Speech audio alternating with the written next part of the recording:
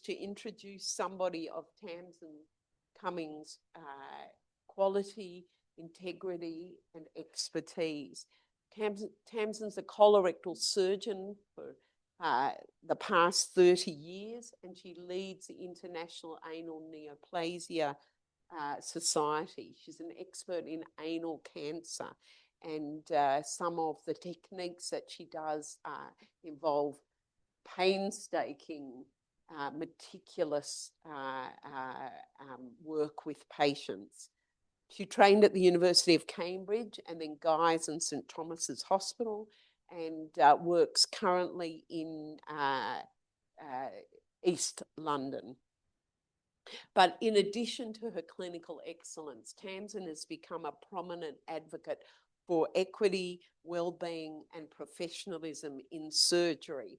And she's really helped shape national conventions and conversations about surgical training, supporting underrepresented groups, and fostering healthier and more inclusive environments within the profession.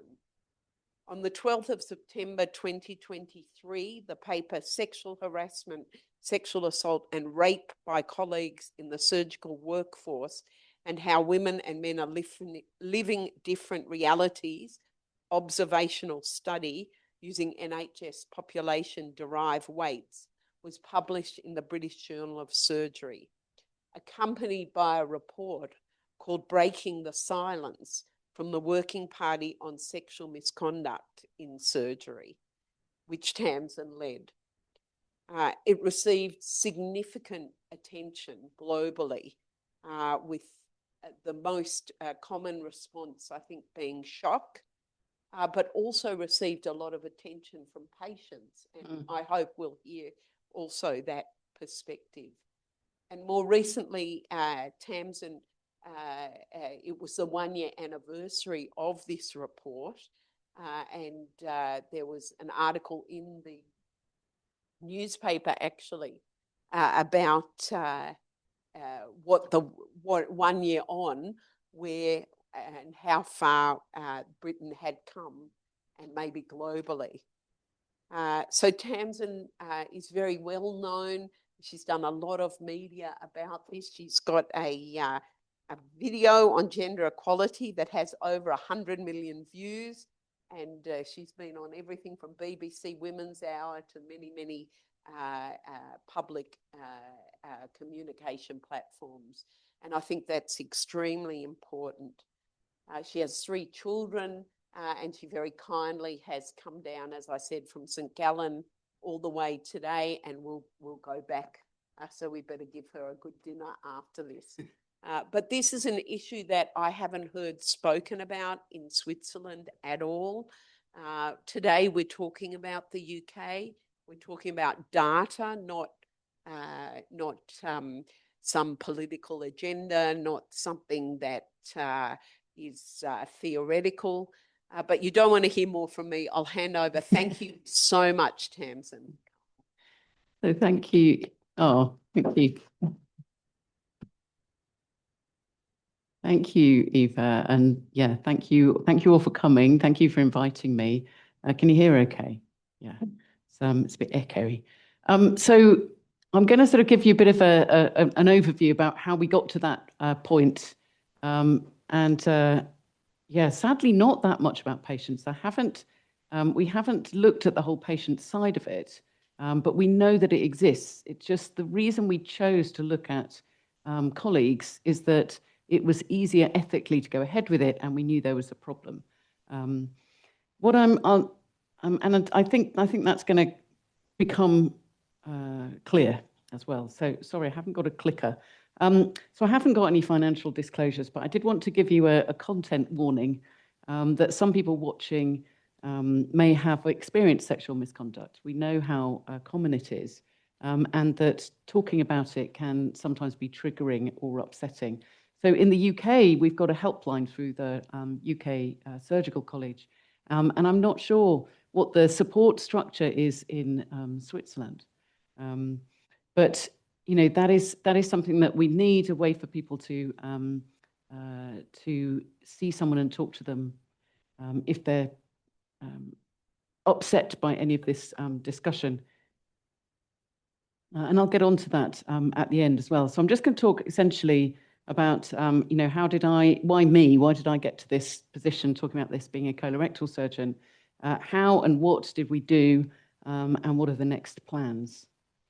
So, I mean, my route in surgery started off sort of normal back in the 90s, so a long time ago when I was a junior resident in the UK. And then you get your senior residency training. It's a 6-year training program, and that's called Getting Your Number. So I got my number, and then a few months later realized I was pregnant, which was troublesome, especially in the 90s with the hours we were working. So I really found that I struggled after that to carry on training in surgery. I was trying various sort of versions of working part-time. I became the flexible training rep on the Women in Surgery group at the Royal College of Surgeons in the middle of that. And then eventually, taking just over twice as long as I was supposed to do, I finally became a consultant colorectal surgeon. 3 kids, as Eva has said. That's the video. I don't think we'll play it, but it's you can look it up with the link there on YouTube, or you can just have to search for surgeon, fighter pilot, firefighter, and that will get you the video, which did reach over a billion views. And the reason it did, well, you'll see it, but it's essentially looking at young children's assumptions about gender, even at the age of 7. And you can kind of guess what the outcome's going to be. So the ACP-GBI is the colorectal surgery group. And I decided to be brave and show the video the video to the president, who was a woman. And she said, why don't you come and show, this was a couple of years later, but she said, why don't you come to the ACP-GBI meeting and show this video to everybody, and let's have a talk about gender equality. COVID then happened, we ended up doing it online. But as a result of that, I then got asked to come and sort of head up a new equality, diversity, inclusion task force in this colorectal group, which I didn't feel was necessarily my position, being, you know, a cis white woman. There are lots of people who face worse problems. So I have to sort of own the privilege that I have to have remained in surgery despite the struggles that I've had. But I ran 20 separate focus groups for all the 20 chapters of the ACP-GBI to try and ask, again, using anonymity, to try and ask what it was that people were struggling with. And that led to some quite sort of interesting findings, and also led us to set up a permanent EDI committee at the ACP-GBI. And then in 2021, the Royal College of Surgeons published the Kennedy report, which was a report into diversity at the Royal College of Surgeons of England, which has sort of, you know, famously been a bit, surgery is behind some of the other professions in medicine, specialties, always seen as a little bit straight-laced, a bit slower to adopt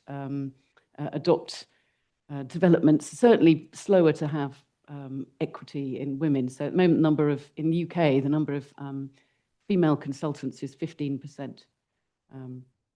Whereas women have been half the medical students since the 1990s.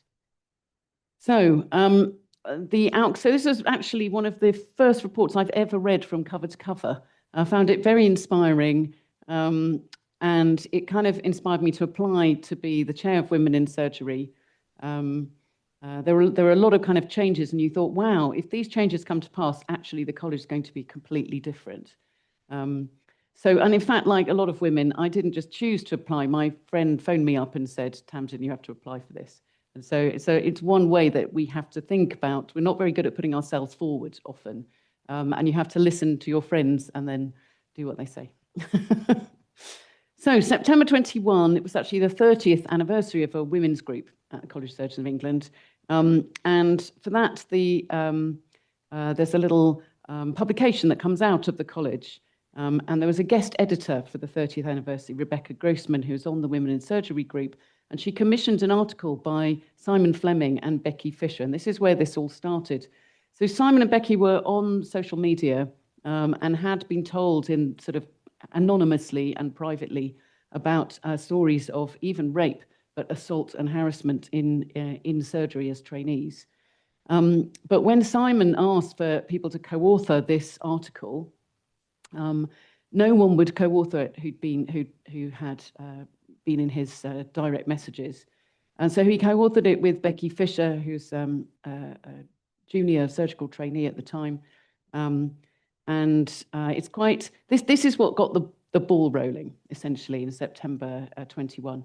And then there's a few months, it only comes out every few months. So there was a letter from Philippa Jackson, who was the first person who came forward and actually said, this is my name and this happened to me, and sort of broke the anonymity. And it led to this Me Too moment in surgery in December 21, with a bit of a Twitter storm. So her own account is quite moving and upsetting. And as she explains in it, it's the way the hospital tried to cover it up and tried to silence her as well when she tried to report it. So this was picked up by media at the time, and there started to be some sort of action. There was some people being requested. So Simon and Becky wrote a piece in the Times about being asked to comment on the Me Too movement. And the president of the Royal College of Surgeons sort of spoke to me as the chair of women in surgery, said, what are we going to do? And together we decided we would put out a statement saying we were going to do something, essentially. And even this got picked up by one of the papers who were like, well, 3 months after this came out, the College of Surgeons has just put out a joint statement. So I was like, well, we can't just sit on our hands and put out a statement. That's not going to achieve anything. But I didn't actually know what we were going to do. So I asked a friend. And I had all these friends in the WINS group. And in fact, one of them had an answer. So she put me in touch with 2 colleagues who I hadn't known about this, but had spent the last 4 years having been told about these episodes happening to trainees, going around various groups with a questionnaire they've developed. But everyone had said, this is a hot potato, this doesn't happen, and no one had been prepared to back them. And so, but we were now in a different position because the president of the Royal College of Surgeons of England had said we were going to do something. So we knew we could rely on the college at least. And once we had the English college, we might be able to get other people to join in. However, when we set up the Working Party in Sexual Misconduct in Surgery, we decided to make it separate from the college because we didn't want it to get to a point where they turned around and said, I mean, I think it could have happened. We were worrying about this happening at the time. Now, in retrospect, I think it wouldn't have done. But we were worried they might turn around and say, oh, this has just gotten too far. You now have to be quiet. So we didn't want to be silenced. And we wanted sort of freedom to say whatever needed to be said. So what happened after that is we started off by brainstorming the various pushbacks that Daljet and Carrie had faced over these 4 years. So people being told that female trainees use their sexuality to progress. We weren't convinced about this, and we wanted to get some data. That it will set women in surgery back.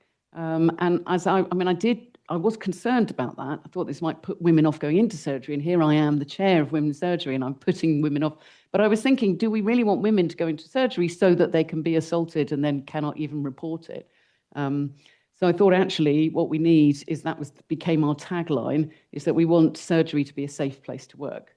And the reason we focused on surgery, even though we know this is happening elsewhere in the profession, is that we didn't want to take on too much and then not be able to, sort of bite off more than we could chew as a sort of unfunded group of activists, essentially.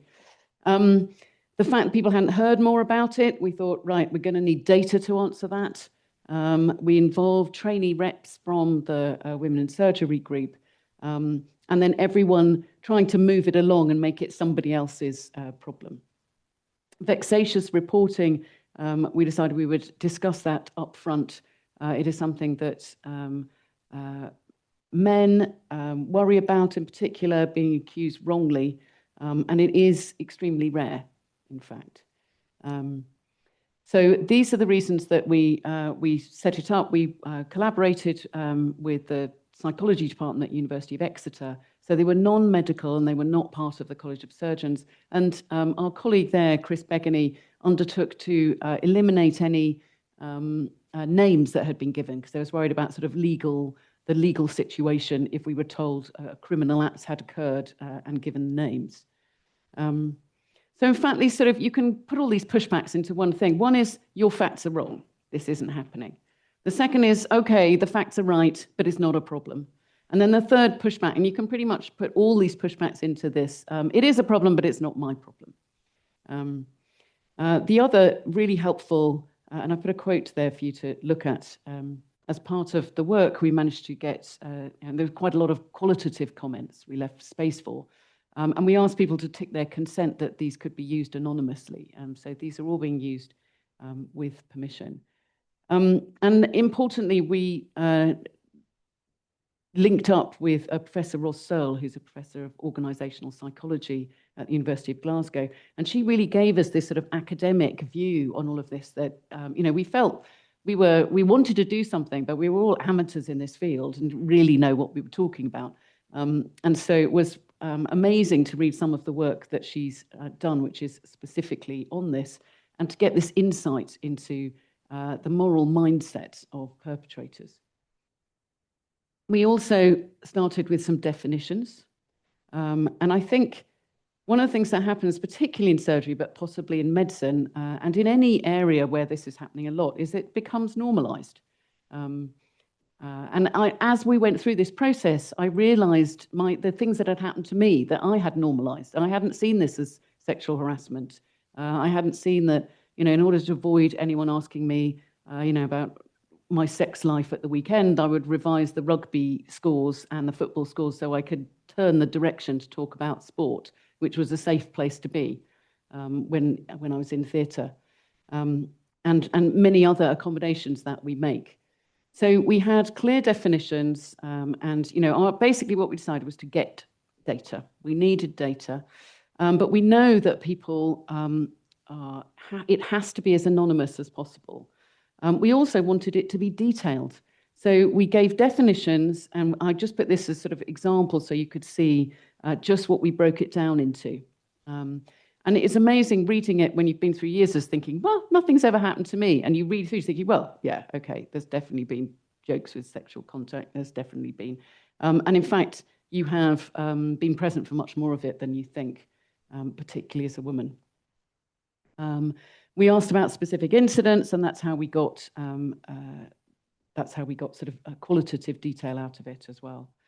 So 1,700 participants started it.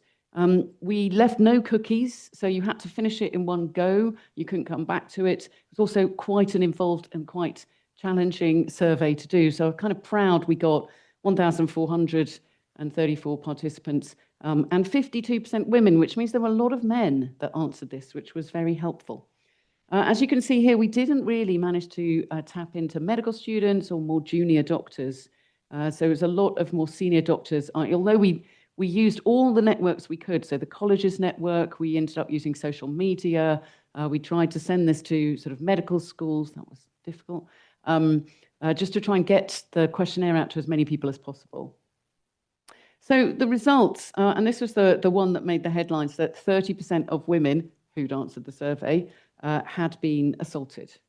And in fact, 63% of women had been harassed.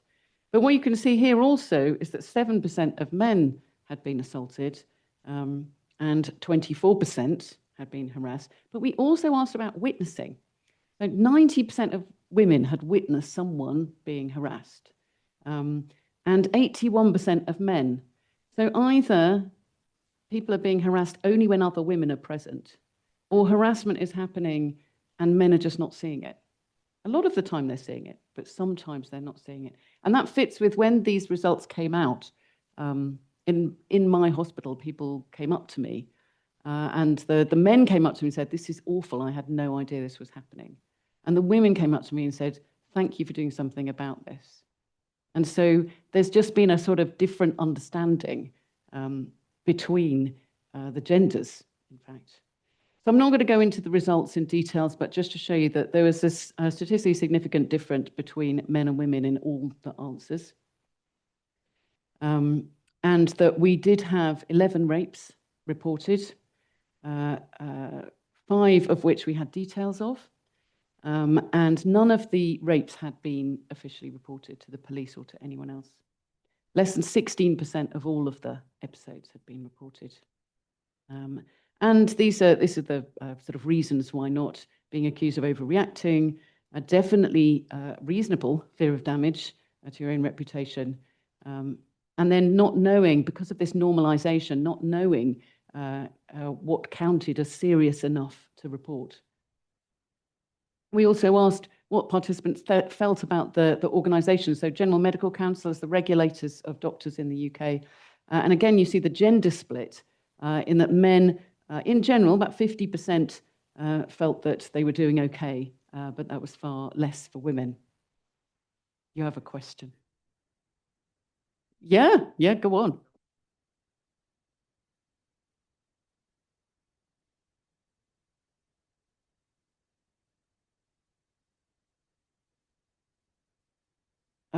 We did. We asked about, and I haven't put this data here, but we did. It was almost always someone more senior in the hierarchy, and quite a lot of time it was a consultant surgeon, but not always. And that also fits with work done by Professor Ross Searle, who analysed all the open reports. When this gets to the GMC, they have to make it available. So she looked at all the available sort of reported cases that had got as far as the GMC for the doctors as well as the nurses and other health professions, and found that all the perpetrators of the doctors were male, mostly senior, but there were some female perpetrators. Those were nurses, and the pattern of behaviour was different. So for the men, it tended to be multiple targets. For the women, it tended to be one target multiple times. So they were sort of obsessively bombarding one person, and these are people who've been struck off or at least come up in front of the regulators. And so that was an interesting difference, but that was a difference actually between the nursing regulators and the medical regulators. So this is the summary, essentially. 1 in 3 of the female survey respondents had been assaulted, and 1 in 15 of the men. But the other thing is to look at the photo on this slide, because initially when you first look at it, you don't see the hand. And so this led us to feel that essentially you can classify actions, because a lot of people are saying, well, maybe I'll say something unfortunate in the operating theatre or to one of my my juniors. Am I suddenly now going to be in front of the regulator? And so we decided to classify it into these 3 things. Was the action careless? So if someone just put their, just said the wrong thing, put their foot in their mouth, or are they creepy, like the hand coming over with the person in their white coat, or is the action actually criminal? And it's very easy to remember those 3 and to run everything you are told past it and think, no, that was creepy. And then you know that action has to be taken. Not that people should get away with carelessness, but the action potentially will be different. So what should we do with the results? I mean, they're horrible results. We're all kind of upset. But at the same time, we didn't just want to publish them and then move on. The reason we did all this was to try and get action. So what we decided to do was have, before publication, get some powers that be together for essentially a secret meeting to run the results past them and see if we could get some changes. So we had the General Medical Council, this regulator, and they have an equality diversity group who I'd already been in touch with, and they kindly allowed us to run this meeting at the GMC, which gave us a bit of credence, I think. We did invite a lot of politicians, but none of them came. However, they did agree to receive the report. And we got the Royal Colleges of Glasgow, of Edinburgh in England, but not at that stage Ireland, training bodies, NHS England, and various other people involved in running both training and hospitals. And we got people into a room and we sort of gave them these results. We had some people there's this group called Surviving in Scrubs. It's another sort of great website where people can anonymously upload in their own words what's happened to them from any walk of life within the profession. So including secretaries, people who work in labs, as well as medical professionals. So the two people who run Surviving in Scrubs came and they read some of that testimony out on behalf of victims. And Ross Searle gave us some of the academic context. So that was the beginning of it. And then after that, we broke into groups and we went through these various sort of topics and came up with challenges and solutions and recorded everything. And that is sort of what made up the report. So it wasn't just us. We were sort of taking ideas from people who were used to working in this field, throwing the results we had at them and then seeing what ideas they had. And between when we had that meeting and when we published in September, there were quite a few interesting changes that came out. Some of these had already been being thought of. We don't know. All I'm glad is that they came. So the BMA 10-point pledge, they had already been working on it because they had their own sexism survey, which had come out in 2021. The NHS England Sexual Safety Charter, which was initially voluntary and then later became mandatory for all trusts to fill out and to promise they would follow. New questions in the NHS staff survey to give us some data. And the GMC runs something called Good Medical Practice, which is not actually advisory. You have to stick to it. And that's the basis on which you can lose your registration if you have been shown not to follow good medical practice. And new wording was introduced on sexual misconduct. So as Eva said, the paper and the report, we published them at the same time, midnight on the 12th of September. And that was because we had worked to try and get some media support behind this. So it didn't just happen by chance. And that was very much with the help of the college. Interestingly, about the same time, there were two papers that came out showing that patients do better from female surgeons, particularly female patients do better with female surgeons. Now, this is potentially contestable, but on the one hand, you've got that female surgeons are at least doing as well, if not better, than their male counterparts. On the other hand, you've got women who are being sexually assaulted in their training, and we know that we have a really high attrition rate from surgery of women. So about 30% of women who start training don't finish training. We actually don't have the data to say that is due to this, but it might be. So our report, and in the boxes is some of those quotations, but our report came out with 15 recommendations. So we wanted a national implementation panel.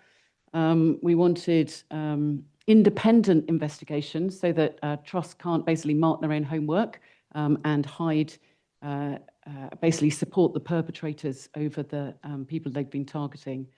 Some of these things were easier to acquire. So signing up to the NHS and BMA pledges, we put that in, and codes of conduct. Education, and then trying to get integrating, so to say this isn't just for senior people, it's even from medical student all the way up, so people actually give people a language to talk about it, and also to understand when someone has crossed a boundary, because you've all had the training. Integrating active bystander training and unconscious bias. There's limited evidence for some of this, but we really needed to have some ideas about how we could try and change this going forwards. And from some of the reports we'd heard from people, there's a knock-on effect in terms of further damage when you report, and then the person who receives that report then not believing you and dismissing you, not supporting you. So training for the people that you go to tell someone is also really important. I mean, this one here, I've spoken to a lot of people who have been warned about perpetrators who've been in departments for years and years and are told not to be alone with them, how to try and protect themselves. So the emphasis always falling on the woman to try and protect themselves rather on, trying to actually get rid of these perpetrators who act with such impunity. My colleague, my co-lead of Working Party, asked all the surgical scrub nurses in her hospital which one surgeon would you not like to be stuck in a lift with? And they all name the same person. We all know who it is, who these people are. So our final recommendations were about culture and performance and data collection. We felt that going forward, we wouldn't be able to judge how any interventions had changed anything without collecting data. So as we said, there was a kind of quite a storm of Twitter. It was the BBC lead news story. I think we had something like 70 interviews with our group on that day, including me going on Women's Hour, but I didn't do half the interviews. Carrie did a lot, and also the wonderful Liz O'Riordan, who's a breast surgeon and has quite a social media profile. She also stepped up and did some interviews for us. So, you know, and the reason that I wrote a piece for the Times, and the reason we went for the BBC and the Times is that we wanted this to get onto politicians' doormats and into their feed, because we didn't want this to be swept under the carpet. And we thought if we had good media exposure, it would be much harder. There was a nice little letter in the Times, which led to yet another story, because I don't know if you can read that here. It says, "This snowflake generation of young doctors," is how it began, which of course was led to quite a backlash, an anaesthetist saying that female surgeons needed to toughen up. It led to other people coming out and talking about their experiences. And this is a project that has been running that's worth looking at. So this is the link to patients, in that there's work done by Civility Saves Lives to show that dysfunctional teams in an operating theatre or anywhere else have worse results. But when that is, you know, patient being operated on, it actually leads to a higher complication rate. And this is a form of that incivility. And there were certain examples that came out, including one that happened to me, which are examples that happened actually in the operating theatre in front with a patient on the table. So this just running through the 15 again, this is where we've got to. Green is achieved, yellow is partially achieved, and red is not achieved. So, you know, we have had some success in getting some of these recommendations acted on, getting learning and active bystander training in, and training for report receivers. So that is part now of NHS mandatory training. So that box can now go orange. And that some of these other areas we're still working on. And in particular, what we thought, having sort of let the dust settle and looking at it a year later, so we had a couple of follow-up meetings, is that reporting is still unsafe.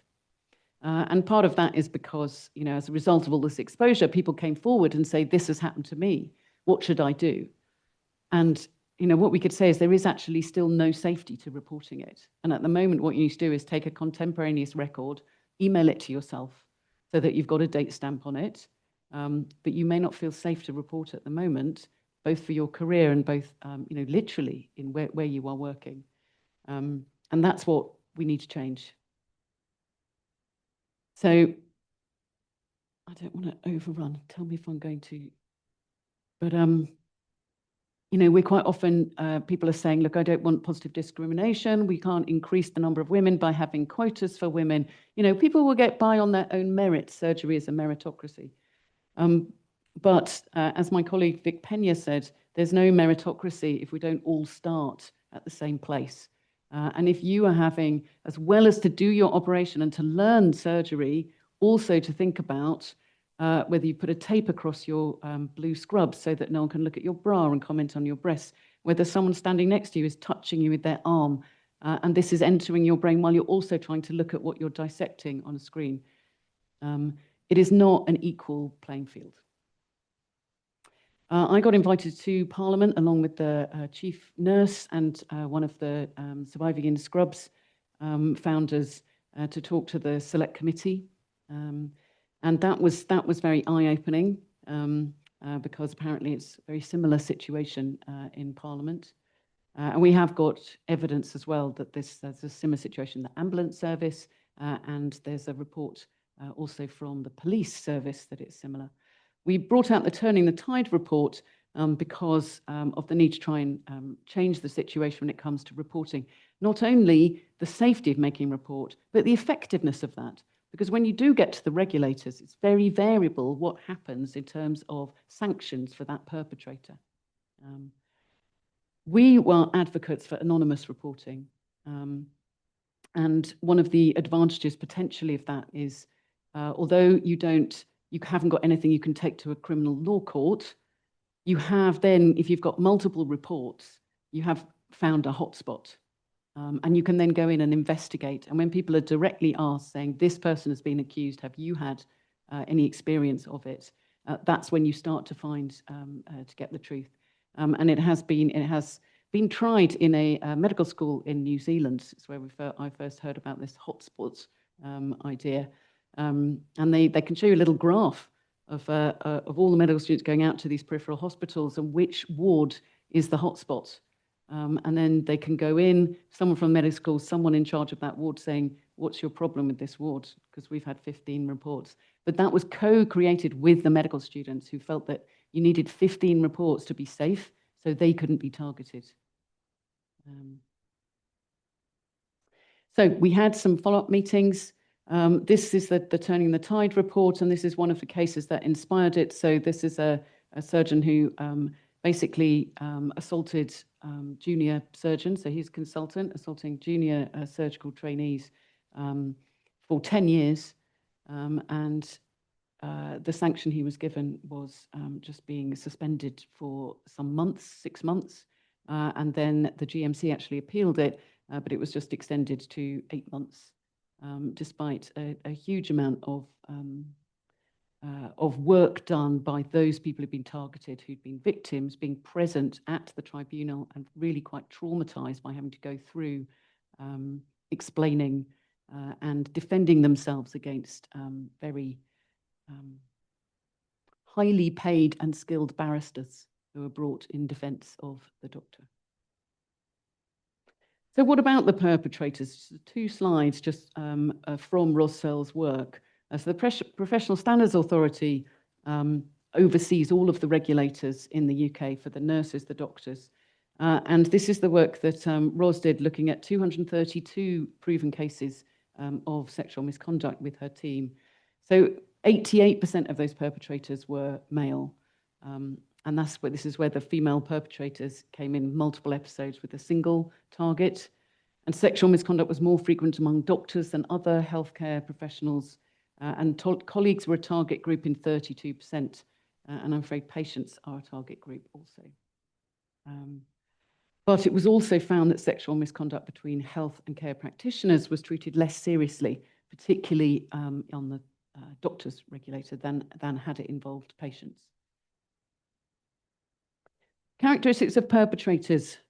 So denial of the incident, denial of the harm, so a bit like the pushback we were getting, blaming the victim, cognitive reconstruction, so that's why the stories of the incident completely vary, but also, and again, assessed by this team of psychologists, narcissism, difficulties with empathy, often intelligent and high functioning, so this is why it fits a lot of surgeons, lack of capacity to pick up on clues, and a moral compass that is awry. And it's, so from this, an impact with interaction with patients. And some of the things that were reported to us did actually imply patients. So a colleague who's produced this, which I thought was worth reproducing in another paper in the Bulletin. The Bulletin have been fantastic, this Bulletin of Royal College of Surgeons, in keeping the conversation going. And this is essentially the sort of triangle, trying out with low-level sexual harassment. If that is accepted and no one stops it, then the perpetrator can progress. And another paper of Rossel's is something which addresses this, going, it's not just bad apples, it's bad barrels. So if you have a society that is, or a mini culture, for example, within surgery, that it normalizes this and allows this behavior, then people who would not normally become perpetrators push the boundaries and start acting both in harassing and assaulting. And the other thing to say is this is not about sex, it's about power. We have now got this NHS mandatory training, and I thought I would just summarize a little bit about if you're witnessing an event. This is the advice that we give to sometimes quite junior women who are watching something happen. So you can distract. If there's harassment happening or assault, you can try and change the direction. In fact, this is instructions that are now given out on little notices in the London Underground as well. If you're watching sexual harassment happening in front of you, you can try and delay it, delegate. And you can delegate upwards to people with more power. Documenting is important so that you've got a sort of verbatim what happened, and that can be questioned less later on. Discuss the choices, particularly choices about whether to report to the police, and offer support, essentially, to drive confidence. But you can't tell people they have to report or who they have to report to. And then advice about not dismissing, denying. I think dissemble was the word to try and get the D's in, but don't try and justify that person's actions, dehumanizing, dramatizing it, or disempower. So the problem essentially, and this is, maybe not just sexual misconduct and not just the UK, but the problem we were faced with was how to get the powers that be to listen. And I think we felt we needed data. And we used links we already had, and we also tried to make it as watertight as possible. We delayed the whole thing by about 4 months to get ethics, so we couldn't be questioned on that. We made it as anonymous as we could. We had no cookies. And so it is theoretically possible that more than one, someone answered it more than once. We needed details that really helped with it becoming convincing. And we needed numbers. So we did our best to get as high numbers as we could. And actually, we needed men. We needed men to answer the survey. And we also need men as allies, because this is not just a female problem, both in terms of victims, but also as allies to help root out the perpetrators. We didn't manage to get medical students, and in fact, this is now being repeated with medical students. And although we tried to access nursing, we got very few nurses. And then we had to make a big decision, and that was that going forward and having a meeting. And there was quite a learning curve to meeting these powerful people. It was useful to anticipate the pushbacks, and me and Carrie took a week off work before the first round table, and we phoned everyone who was going to be there so that we could get over the pushbacks and have those initial discussions, and really kind of prepare the way so that the meeting, we wouldn't be diverted or wasting time on what needed essentially basic understanding. We did have a tightly curated meeting, and I think that made it very successful. I mean, managing the media, it's quite hard because they're normally managing us. And that was quite a challenge, but it did lead to changes. Having that media exposure, we felt worked, although there was always a risk that it was going to turn back on us. What is still needed? Perpetrators are still acting with impunity despite all this work. I still feel we need anonymous reporting. We need more consistent sanctions, and we've been working on the regulator, the people who run the tribunal service, working with them to try and rewrite their sanctions to try and make it more consistent. And the people who are coming there to those tribunals as witnesses, they're not just witnessing someone taking out the wrong kidney, they're witnessing their own assault. And that turns into an extremely personal episode, and they need protection for that. Or it gets, as someone said, the actual process was more traumatizing than the assault itself. We need more women in surgery, but as we can see from nursing, even it's predominantly female, and this still happens. So it's not enough on its own without the above, but it is terrible that women leave surgery and other forms of working in medicine and elsewhere because of this kind of experience. So, we're normally terrified of media because it's bad when you're on the front page as a doctor, but with the help of experts from the Royal College of Surgeons of England and the University of Surrey, they helped us. They gave us media training. They helped us negotiate how to sort of face the exposure. You know, and in truth, the public don't want to be operated on by a rapist. There was an absolutely reasonable outrage that this was happening. And I think when you see that, you come back full circle and you realize how we have all normalized it in the work that we do. So, you know, it's been effective. It was fantastic to have a team developing the working party. People chose to come into it from the women's surgery group. Everyone who was in it for a reason, and we worked together as a team. But no one was made to do anything. So, I mean, as you know, all doctors are busy, all researchers are busy as well. So we just sort of said, look, we're now writing the paper. We're going to need you to meet every week for an hour. Can you commit to that or not? And it didn't matter if you couldn't, but we only had people who could commit to it. Yeah, there was that. I think Carrie and I decided that it was like a tightrope walk. Don't look down, because, you know, some of the people we're talking to, we had never dreamt would be a year ago that we'd be talking to people with the sort of these powerful positions. And we realized that they were not sort of powerful people, just people in powerful positions. And if you talk to them, they're just normal like anyone else. I did nearly burn myself out with it, although. So I took 6 months work off after September 23. And I think part of that was recognizing some of my own struggles through that training had been this exposure to being harassed and even assaulted. I just hadn't actually recognized it at the time. And also I had thought it wasn't happening anymore. And what I hadn't realized is that I was now a consultant and I ran my own operating theatre, so it wasn't happening to me anymore because I was the most senior person in the room a lot of the time. But lots of others are moving this forward. But it isn't just surgeons. I found this survey, which is a Ipsos survey. 1 in 2 women scientists say they've experienced sexual harassment at work. And this was a survey involving 5,200 scientists in 117 countries. So again, it's data. It's only a survey, but it's data. 2/3 of women who'd had more than one episode of sexual harassment mentioned it had had at least one negative impact on their career.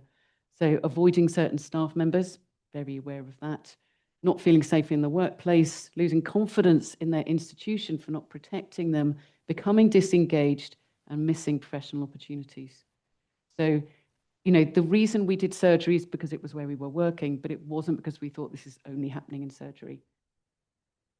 I noticed there's a Women in Surgery Switzerland, so I'm hoping that some of this work can help in Switzerland when people are ready to think about it. But I think we have to recognise that sexual misconduct affects medical students, women in medicine, nurses, all of us, in fact. And the culture needs to change. And it isn't women's problem.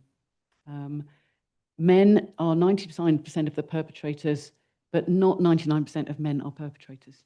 Most men are not perpetrators and are equally outraged and are essential allies in helping us change the culture. So it will take time, it will take collaboration. I think, you know, these were the sort of summaries of what we found, finding people you can trust and taking risks if you can. I think both Carrie and I felt that we were senior enough to be able to take risks on behalf of people who couldn't themselves.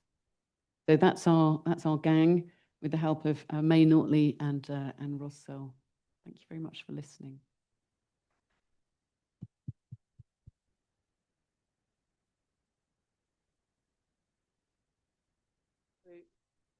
Thanks, Tamzin. It's an incredible story. It's almost unbelievable. But when you think back on your own career, I would think almost every woman would report some level.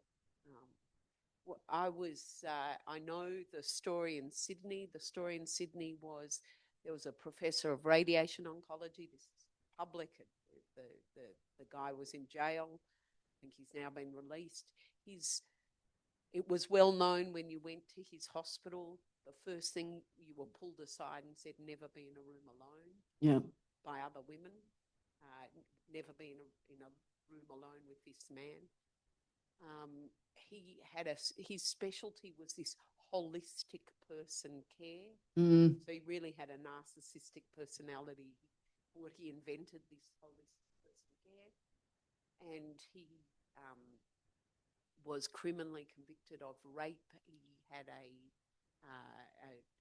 trainee come to his house on the weekend, drugged her with benzodiazepine, and she woke up in the middle of a rape. And it took some time for that. And I think your movement really made her go to the police.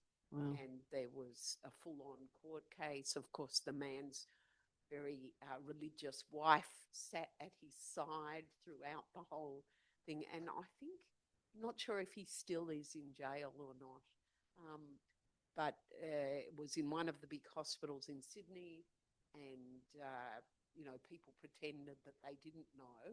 They were shocked, but everybody sort of knew. So I open the floor to questions. Thank everyone for coming. I think it's probably a bit, I don't know Switzerland well enough to say, and maybe we've got a couple of surgeons up the back, just 2 surgeons have managed to come to this talk. There are some people online, I should say, so 2 in person. But I open this up to questions, comments. There's one. Oh, the question was not audible online. Maybe next time with the microphone. So it could be that that microphone isn't working. Oh, So it was Ben's. Yeah. Okay. If you are online and you want to put a question in the, just put it in the chat. Raise your hand and we'll come to you as well. Yeah. Yeah, thank you very much for this great and insightful talk.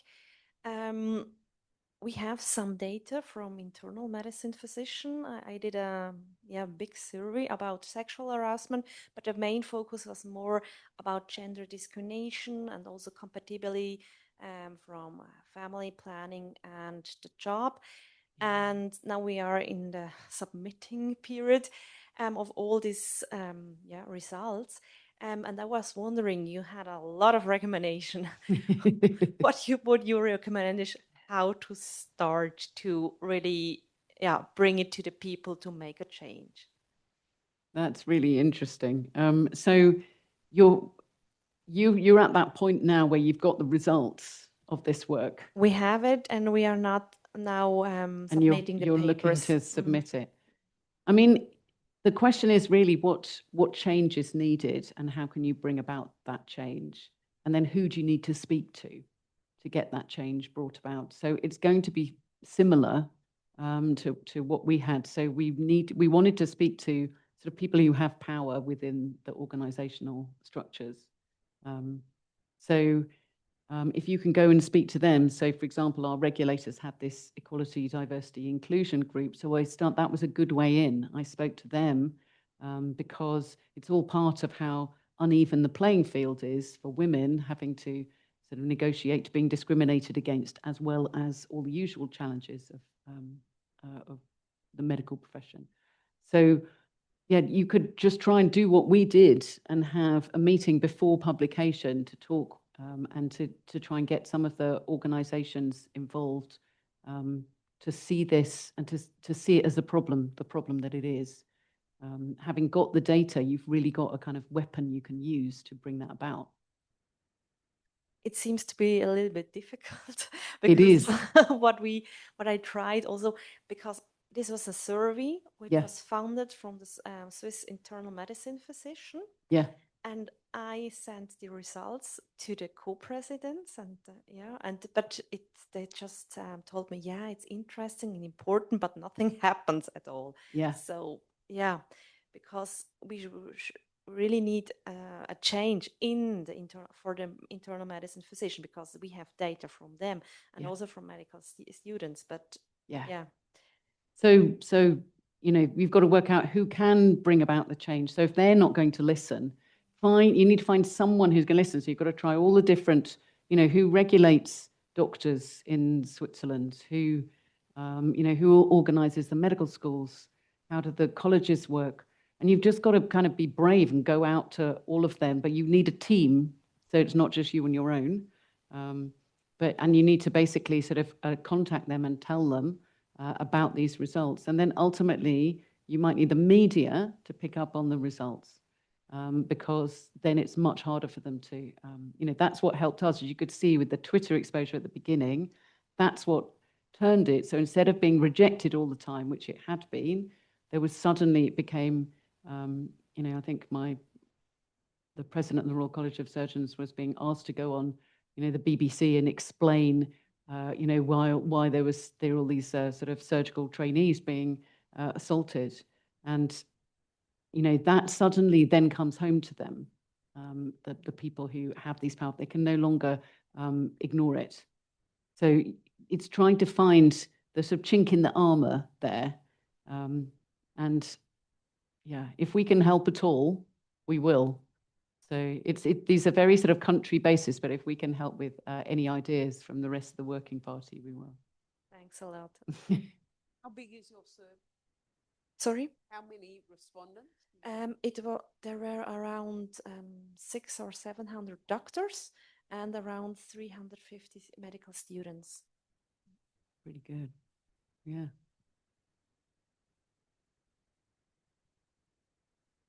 Wonderful talk. Thank you so much. I was wondering, you alluded a bit to it, but I'm trying to understand better the reasons why this happens. So you said on one hand, it's the system, like it's a top-down problem, but it's also a bottom-up problem that certain individuals tend to be perpetrators. But can you comment on, is it really just a small amount of persons with certain personality traits who can become perpetrators, or is the spectrum depending on what the system would allow to for an individual to actually do or assault someone? I think that is so interesting, and that's why I found that perpetrator work so interesting, because I think it is a system, and there's a spectrum. That's what I understand, and there are some people who are always going to be perpetrators wherever they are. Those are very few. And then there's this range of people who, if they are in a very in a system that encourages it, so there's peer pressure, this is what is happening, everyone is doing it, then the system allows them to sort of progress their behavior. So they start with the verbal testing out the waters, really, and then it progresses after that, because there's no checks and balances on them, and nobody is. And when you think about an operating theatre, there's often, you know, maybe 8 women in the room, 6 women in the room. There's nurses, there's healthcare assistants, you know, there's the operating department assistant. A lot of these people are women in the room, and then you can still have these episodes that happen and nobody says anything. So trying to change that so that it becomes a much less, it becomes a less friendly environment for harassment to happen in any of these situations. That is the first step to try and kind of turn this. So you won't ever get rid of it completely. There will always be the people at the extreme end of the spectrum. But if we can make it much less prevalent and make, you know, empower people to speak up for each other, and also have a system of reporting that is actually trustworthy and will lead to outcomes such as sanctions for those people, like, you know, someone who clearly had been perpetrating sexual misconduct and who knows what else for many years, but everyone knew about it. And maybe following up on one thing you said, so there is obviously selection bias for certain individuals, mostly maybe for the more ambitious individuals to come in more senior positions. Yeah. But I wonder, is there also maybe a selection bias for women who are ambitious and then tend to shut their mouth and not say anything about that? And maybe it's less of a problem in a less high stakes situation than surgery or something like that. Can you comment on that? I don't think it's about being ambitious. I think you have to understand, because I remember at one point when I was very unhappy in surgical training, my partner said to me, "Well, why don't you just do something else? If surgery's making you unhappy, why don't you just go and get another job?" And, you know, he's not a doctor. And I said, it's not as easy as that. I've kind of worked my whole life to be doing this. And there's been some work done showing doctors in particular, and surgeons, it's like part of your identity. So it's a very personal thing to suddenly to think that you may have to give up a whole section of yourself. It's not about ambition. It is about the fact that you might have to leave a profession that you've spent 10 years working in if you speak out. And there is a huge amount of fear around that for everyone. And that's why it's so powerful. And it's not like working in a supermarket checkout and then think, oh, I'll just go and work in a different supermarket. It's not the same. It's very fundamental to people after many years of working and training. And so I think that's why it is so hard to speak out and it's so silencing. And I don't think it's to do with personal ambition. Yeah, plus maybe there's in the discipline surgery, there's, I think in no other discipline you have it to that extent that you depend on the goodwill of your teacher, no? Because you depend so much on what somebody is willing to teach you. Mm. Yeah, absolutely. And you can have 3 months, 6 months during this, you have to get through those 6 months. And then if you keep your mouth shut, you will get to move on and get away from that person. And so a lot of the time you're left kind of thinking, well, I'll just put up with it for the 6 months and try and avoid him and try and not, end up in the same room with him with no one there and hope nothing. And then we're not basically giving people the structure to be able to say, I'm going to report that this man is creepy. Go on. I'm thinking about this bed barrows that you were talking about, that there's a kind of culture within hospital or within the department that allows this kind of discrimination, harassment. And one of the question is, did you see any demographic or geographical hotspots where it appears in UK?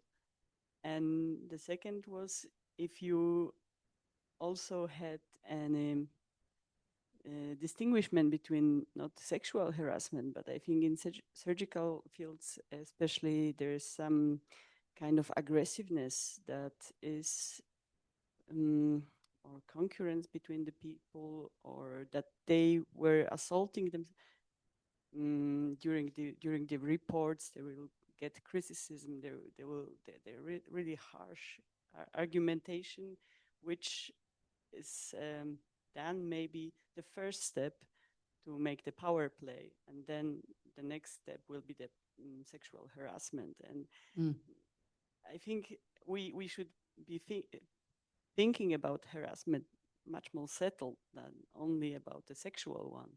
The thing that is probably preventing women to be in surgical fields is much more about the aggressiveness of the speech and not only about the harassment. Yeah, I totally agree. I think we know that there's it's a sort of little bit inside a Venn diagram of a wider area of incivility, which is why the Civility Saves Lives campaign is so important. And I think the thing is that we knew that this was a particularly hidden bit of harassment, that although people, again, don't speak up about being bullied, they're more likely to speak up about being bullied than being sexually harassed. There's something about the way that it personally affects you, your identity, your relationships, the whole way you think about your body. It's so personal. That's why it's so hidden. So that's why we particularly focused on this, because it also particularly affects women. Whereas women and men, and the other big criticism is that we were so careful to try and make it as anonymous as possible. We couldn't break down into looking at different ethnicities, for example. But there's other work to say that if you have intersectional challenges, so that you're from non-white ethnicities, for example, you're more likely to be a target of both harassment and sexual harassment. So we had to limit the work so that we could just focus on it. But yeah, absolutely, it's part of a bigger situation. And overall, if all of our working lives could be less toxic and there could be teamwork with respect for everyone and everyone behaves in a civil way, then all our work would be easier and more efficient. And actually, when it comes to clinical work, patients will benefit. So this is just one hidden element of that, but yeah. I wanted to add regarding the ambitions. In our survey, we had a look what was associated with higher ambitions in women and men. And we saw that women with higher ambitions, they experience more often gender discrimination or negative view from supervisors. And I think it's really important that we see the pattern of the more you are dependent, the worse are getting things. And also we ask about the career ambitions. What is your career ambition, and what was your career ambition when you was in medical studies? And then you had in the beginning, men and women doesn't have any differences, but later on they had some differences. And also from the students, we could see that they wrote, I don't have ambitions because I know I will have some problems with gender discrimination. It's not feasible to have a family and so on. And that shows us really that we lose a lot of very intelligent women in our job. Yeah, yeah, no, it's a really interesting aspect to your survey. So yeah, I think it shows what we know already, which is that yeah, a lot of women might choose at medical school to be interested in certain subjects, then they meet those in real world and find that it's quite an atmosphere that is antagonistic to women, and they choose something else. And so we end up with, certain aspects of medical specialization. So sort of interventional cardiology is also another one that doesn't have many women. These areas that you have to be sometimes quite ambitious and to get into, very competitive. Sometimes there are fewer women in those as well. So it all interacts with each other. All these things intersect, I think. But yeah, look forward to seeing it published, your survey. I got a question. You show the pyramid with testing the waters, and then it gets more and more abusive and more misconduct happens if the waters are safe for doing misconduct, basically. Yeah. The weird wording. Could you flip this whole thing around and maybe as advice for bystanders, you never know where in the pyramid, if you join a new team, you'll fall. And basically test the waters for safeness. And at the top of the pyramid would then be a completely safe working environment. Yeah, I like that idea. I think that would be a good thing to do, because it can sometimes feel very negative, like there is nothing we can do and this is just an appalling situation. Whereas we want to feel that we could try and incrementally make our working environment safer. So that would be. I don't know how I would have done it as a junior when I couldn't speak for myself, when I couldn't defend myself.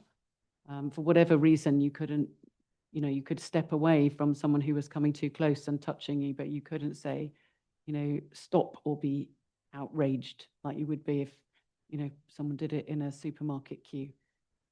So there's a way that we, and so I don't know how it would work, but I would like to see it work. I think that's a good plan. There is a question online, just to say. There is a question. How would you recommend a young trainee to speak up? So I think that's quite a difficult question, because sometimes it's not safe for young trainees to speak up. And I think I don't want to encourage people to put themselves in positions of danger.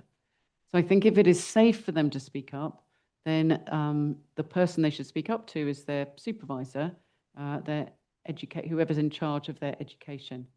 But sometimes the perpetrator is actually their supervisor and has put themselves in charge of the education to give them that kind of power.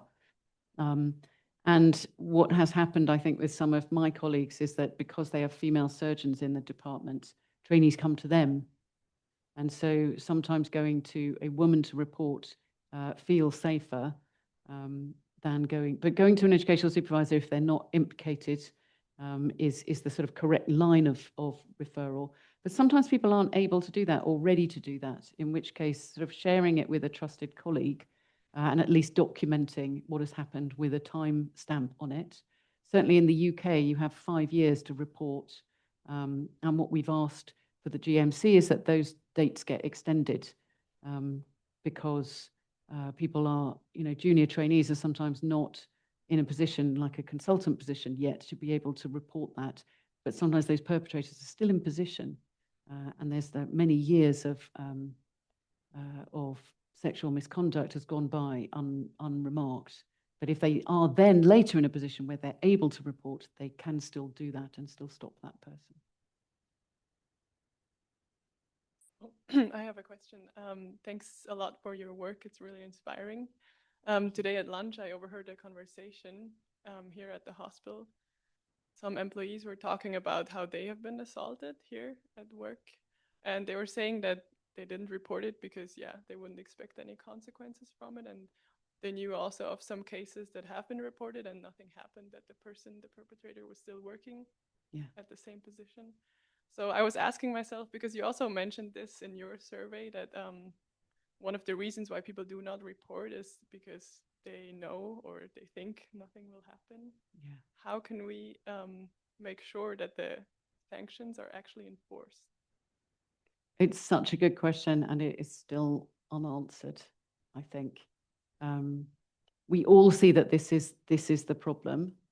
I think it would be very powerful to have what we wanted, in fact, was a national anonymous reporting structure, because we've got a national reporting structure for fraud in the NHS. And so we were asking to have a similar thing where you could report and you can give the name of the person, you can give the episode, what's happened, but you don't have to give your own identity. And that once you had enough of those, and of course, if someone immediately goes to the perpetrator, they'll know that it was whoever they touched last week. So there has to be a bit of a time delay in order to protect the anonymity of that person. But if you could work out, then you're starting to get kind of circumstantial evidence. So, and I think that would then potentially enable people to interact. Within the hospital in the UK, most hospitals are independent hospitals. So we have had situations where the GMC has said, essentially what is a slap on the wrist, but the hospital sacked the doctor. And so it's a matter of looking at, how much evidence is needed, what is the level at which the hospital might get rid of the perpetrator.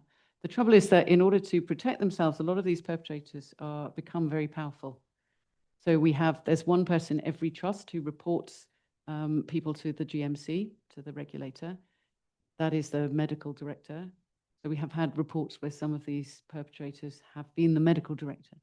So nobody can report from that hospital without going through them. And so that is the problem. You're sometimes dealing with like a medical student or a junior doctor who's very junior, has no power, reporting against the most powerful person in the hospital. And this is what we are facing. But I think, because that's what I mean by changing the culture, we need to change the culture. So instead of people at the moment, some of the defense that's been given has been, oh, well, he's a very important surgeon. And so it's almost like, and there's some work from Ross Searle saying that how do perpetrators live with themselves doing this? And there's this offsetting, moral offsetting. So, in my day job, I save lives. And so, that kind of offsets the fact that I sometimes, assault my junior doctors or my nurses. And that is also then happens at a human resources level. People are like, oh, we've got this big, powerful surgeon who brings in all this money to the hospital. And we have this little tiny medical student who's going to move in 6 weeks' time. It is not equal. And it's not at the moment given equal weight until you get to a point where you have really egregious examples. So this is what we need to work on to change. Once we've changed that, then we've got to the key of everything, because then finally you will shake the impunity that these perpetrators have, that nothing can touch them. And that if something does touch them, they will have the defense and they will be able to get themselves off. Those that we've got to unpick that so that people are not acting with this freedom and to exert the power that they have. I don't have a full answer to your question. Was there any other questions online? I think. And I've got one question for you. So you were invited to Switzerland to talk about anal cancer. Yeah. But it's pretty obvious when anyone looks you up that you've got this other branch of your career. Has anyone addressed this? Like, I just find it extraordinary that people can section an invited guest and only talk about one part of their expertise and not the other. That's an interesting point. I mean, initially after we sort of broke this first, the whole of that year, in fact, while I was off on my sabbatical as well, me and Carrie and other members of the working party just went to various conferences, anaesthetic, not just surgical, but to talk to them about this, to present the data. And some of these, like neurosurgical and cardiothoracics, very few women, single-digit percentage consultant women, actually far more women as trainees, as residents, but a lot of them with quite high-profile cases recently. I have been, and eventually I ended up last year speaking to my own society, the Colorectal Surgical Society, which was great to be invited to do that. But I was asked to give it an upbeat side because they didn't want it to be too depressing. To have that opportunity to speak, to my own specialty was great. But yeah, I still think it is easy to separate the two completely. Maybe particularly because it's Switzerland. Maybe these conversations haven't been happening as much.